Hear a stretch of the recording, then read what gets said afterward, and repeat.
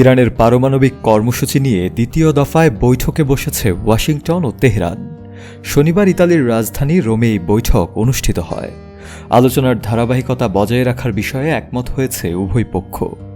আগামী ২৬ এপ্রিল দুই দেশের প্রতিনিধি দল আবার আলোচনায় বসতে পারে। শনিবারের এই আলোচনা প্রায় ৪ ঘণ্টা ব্যাপী চলে। এ বৈঠকে মধ্যস্থতা করেছে মধ্যপ্রাচ্যের দেশ ওমান। সপ্তাহখানেক আগে ওমানের রাজধানী মাসকাটে প্রথম দফায় বৈঠক হয়েছিল। ওমান সরকার জানিয়েছে তৃতীয় দফার আলোচনাও মাসকাটে অনুষ্ঠিত হবে। দ্বিতীয় দফার আলোচনায় গঠনমূলক পরিবেশ বিরাজ করেছে বলে জানিয়েছে ইরানের রাষ্ট্রীয় টেলিভিশন। আর সামাজিক যোগাযোগ মাধ্যম এক্সে ইরানের পররাষ্ট্র মন্ত্রণালয়ের মুখপাত্র ইসমাইল কাবেরি জানান, আগামী কয়েকদিনের মধ্যেই পরোক্ষভাবে আলোচনা চালিয়ে যাওয়ার বিষয়ে সম্মত হয়েছে উভয় পক্ষ।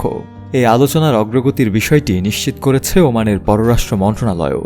তারা জানায়, ইরানের পররাষ্ট্রমন্ত্রী আব্বাস আরাকচি এবং যুক্তরাষ্ট্রের মধ্যপ্রাচ্য বিষয়ক দূত স্টিভ উইটকফ আলোচনার ধারাকে এগিয়ে নিতে রাজি হয়েছেন। ওমানের পক্ষ থেকে আরও বলা হয়েছে, যুক্তরাষ্ট্র ইরান সংলাপে গতি এসেছে এবং আগে যা ভাবা হয়নি তাও এখন বাস্তবের পথে। আলোচনা ফলপ্রসূ হয়েছে এমন ইঙ্গিত দিয়েছেন আব্বাস আরাকচিও। তিনি ইরানের রাষ্ট্রীয় টেলিভিশনে বলেন, বৈঠকে অগ্রগতি হয়েছে। বিভিন্ন নীতি ও উদ্দেশ্য নিয়ে দুই পক্ষের মধ্যে আরও ভালো বোঝাপড়া গড়ে উঠেছে।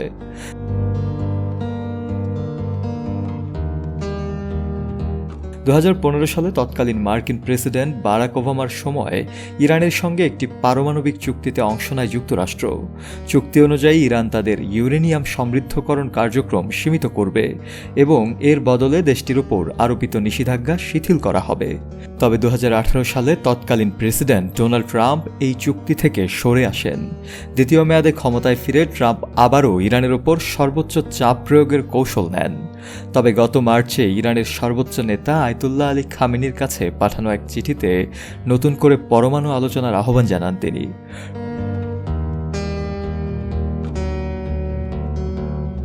ট্রাম্প সতর্ক করেছিলেন, কূটনৈতিক প্রচেষ্টা ব্যর্থ হলে সামরিক পদক্ষেপ নেওয়া হতে পারে ইরানের বিরুদ্ধে। তবে এই ফলপ্রসূ আলোচনা থেকে আশা করা যাচ্ছে ইরান ও যুক্তরাষ্ট্রের সম্পর্ক আস্তে আস্তে উন্নতির দিকে এগিয়ে যাবে।